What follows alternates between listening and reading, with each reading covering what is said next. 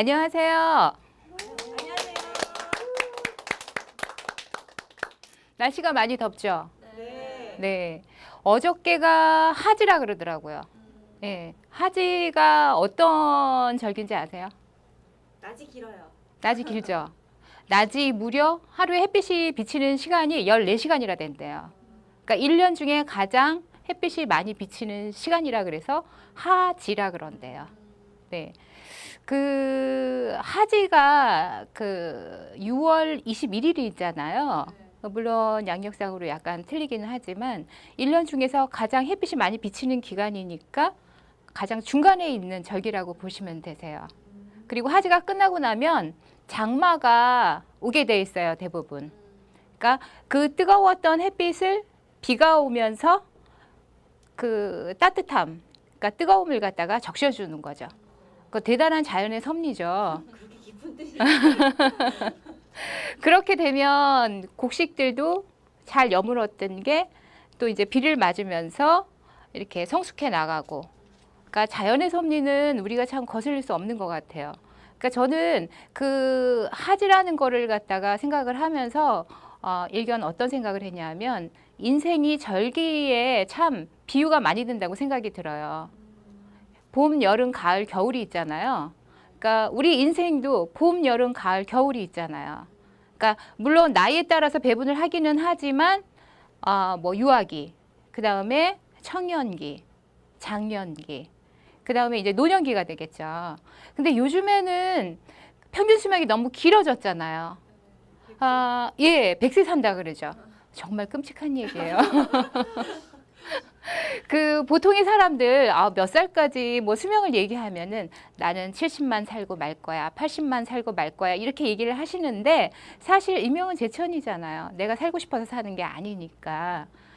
그래서 그 수명에 대한 이런 걸 갖다가 보다 보면은 사실 노후를 어떻게 챙겨야 될까? 요즘에는 지금까지는 막 경제적인 부분에만 막 집중을 해서 얘기를 했었는데 그 부분이 중요하지 않은 것 같아요. 그 정신적인 생활 그리고 이제 사람과의 관계 이런 걸 잘 믹스를 해야지만 정신적으로 우울증이라든가 뭐 어떤 고립된 그런 부분에서 생기는 여러 가지 사회적인 문제가 발생하지 않을 것 같아요. 얼마 전에 제가 그 친한 후배한테 전화를 한 통 받았어요. 그 안 좋은 비보이긴 한데 아버님이 돌아가셨다 그러시더라고요. 근데 그 아버님이 돌아가시기 전에 한 1년 전쯤에 그 어머님이 돌아가셨어요. 굉장히 빨리 돌아가셨죠. 근데 그 어머님이 굉장히 오랫동안 병원에 계셨어요. 병원에 계셔서 자녀분들도 참 안 좋았고 계속 병관을 해야 되기 때문에. 근데 이제 문제는 뭐냐 하면 아버님이 계속 그 어머니를 보살피셨던 거예요. 자녀들 각자의 일이 있으니까. 그랬는데 그 아버님은 굉장히 성격이 굉장히 밝으신 분이셨거든요.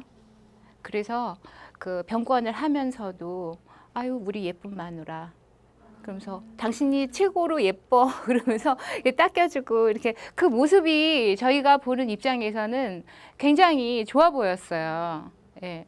그런데 갑자기 돌아가셨다고 그러셔서 이제 얘기를 들어봤더니 어떤 사고가 나셨대요. 교통사고가 잠깐 났는데 검사를 하셨는데 검사를 하고 나니까 그 결과가 간암으로 간암 말기셨대요. 그래갖고 치료도 이제 불가능한 그런 정도가 되셔갖고 한 달 동안 뭐 이제 요양 비슷하게 뭐 의학적인 치료 같은 건 할 수가 없었으니까 그래서 하시다가 나중에는 이 아버님이 어떻게 하셨냐 하면 곡기를 끊으셨다 그러시더라고요. 뭐 어떻게 할 수가 없으니까 곡기를 끊으시고 임종을 하셨다 그러시더라고요. 근데 이제 안타까운 사실은 임종하실 때 아무도 없었다는 거 병원에. 그래서 그렇게 보내시고 났는데 뭐 어떤 일이 있었냐 하면 아버님이 가시고 나서 어떤 할머니한테 연락이 왔대요. 그 할머니는 어떤 분이셨냐면 그 아버님이 그 어머님 떠나시고 나서 막 활발하게 친구분들을 만나시고 그동안 시간적인 뭐 이렇게 묶여 있었던 그런 데서 헤어나와서 좀 자유롭게 인생을 좀 즐기시라 이런 뜻에서 만나셨던 분 중에 마음이 맞으셨던 할머님이 계셨던 거예요. 그래서 두 분이 그 나이가 드셨지만 정말 만나서 커피도 마시고 영화도 보시고 맛있는 음식도 드시고, 그러니까 노년에 아주 소소하고 아름다운 사랑을 마음으로 하셨던 분이시죠. 근데 이제 그분이 연락이 오셨는데 굉장히 많이 우시더라는 거예요. 한편 자식들 입장에서는 어떻게 보면 그 어머니 돌아가신 지 한 1년 정도밖에 안 됐잖아요. 어머니에 대한 기억도 있는데 그 아버님이 물론 그 여자 친구분으로 인해서 아주 즐겁고 뭐 이렇게 잘 보내신 그런 거는 있지만 고맙기도 하지만 미묘한 감정이 들었대요. 그런데 또 가만히 이렇게 생각을 해보면 자식들이 정말 그 어머님 돌아가시고 나서 한 번 더 찾아뵙고 식사도 같이 하고 그리고 뭐 용돈도 더 많이 드리고 좋은 데도 모셔가고 그런 많은 액션을 했지만 실질적으로 마음에는 그 이렇게 자식들이 그 아버님 마음에까지는 접근을 못했던 거예요. 실질적으로 그 마음을 채워준 거는 자식이 아니라 그 여자친구분이었던 할머님이었죠. 근데 주위에서 저희가 보면은요, 그 나이 드시고 혼자 계신 요즘에 단독 세대들이 굉장히 많다 그러더라고요. 그러니까 뭐 젊은 분들도 혼자 사는 분들도 있으시지만 나이가 드셔서 은퇴를 하시고 뭐 사별이나 아니면 헤어지셔서 아니면은 뭐 병질환으로 인해서 자녀분들하고 같이 사시지 않으시고 여러 가지 연유로 인해서 혼자 사시는 경우가 많으시더라고요. 근데 이제 어떤 조사기관에서 조사를 했는데 보면은 그분들한테 조사를 해봤대요. 그러면 이성으로서 어떤 친구분이라던가 아니면은 굳이 뭐 애인 관계를 떠나서 뭐 부부로 연을 맺기 이런 거를 떠나서라도 관계적인 측면에서 애인을 갖기를 바라느냐 이렇게 여쭤봤더니 거의 한 65% 이상이 여자친구가 있었으면 한대요.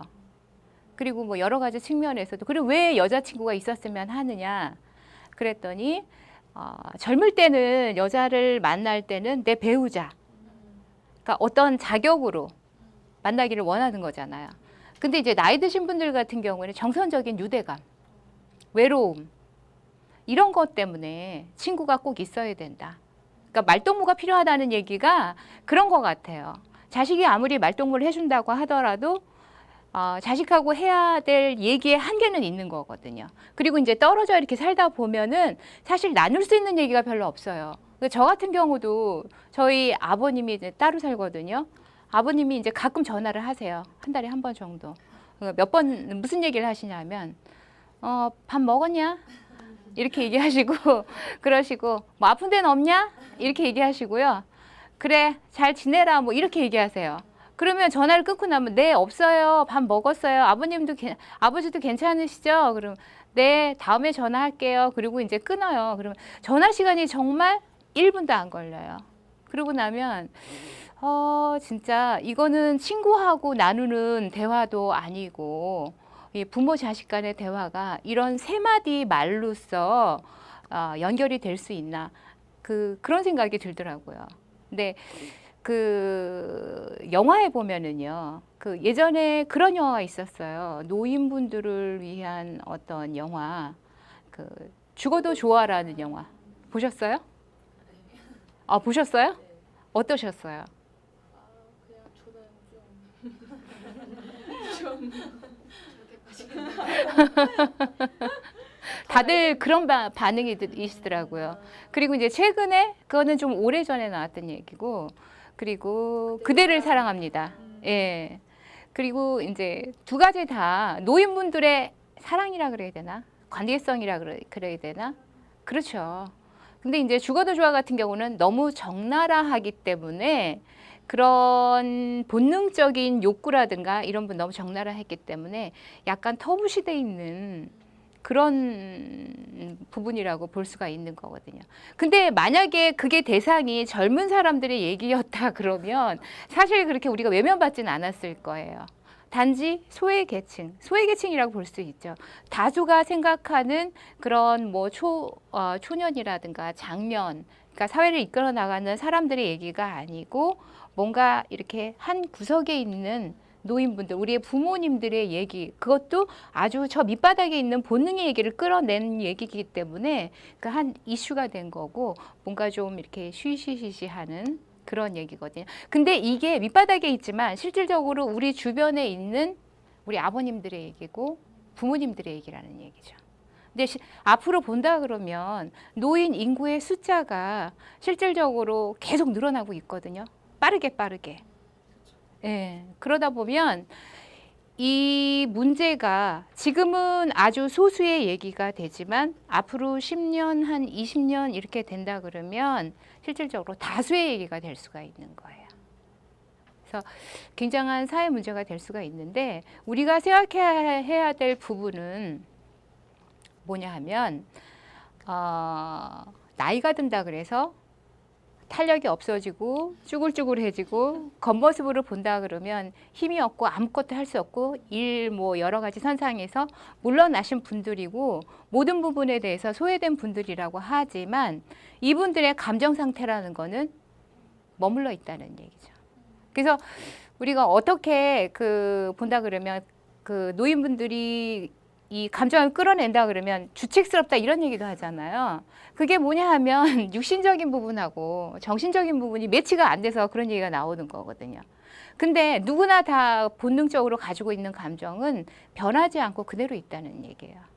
그래서 사랑이란 부분, 굳이 사랑을 가지 않는다 하더라도 사람의 관계라는 거, 관계성이라든가 따뜻함에 대한 부분은 우리가 좀 나이가 지금 일선에 있는 우리가 입장에서 앞으로를 내다보고 생각한다 그러면 실질적으로 그분들의 감정을 존중해 줘야 되지 않을까.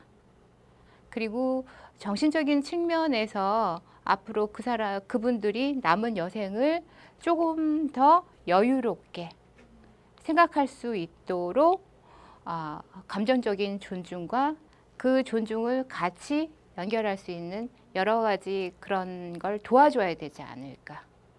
그러니까 결론적으로 사람의 몸은 늙어갈 수 있지만 사랑이라는 거는, 감정이라는 거는 늙지 않는다는 얘기가 되는 거죠. 그래서 오늘은 뭐 여러분한테 사실 무거운 얘기가 될 수도 있는 부분이에요. 이게 노인 뭐 얘기라던가 이런 거는 사실 논문이라든가 여러 부분에서 많이 나온 얘기거든요.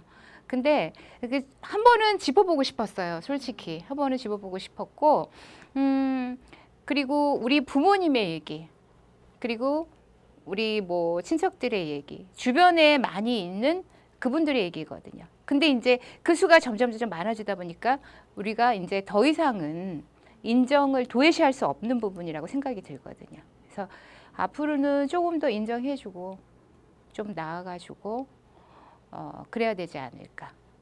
그런 측면에서 한번 말씀드려봤습니다.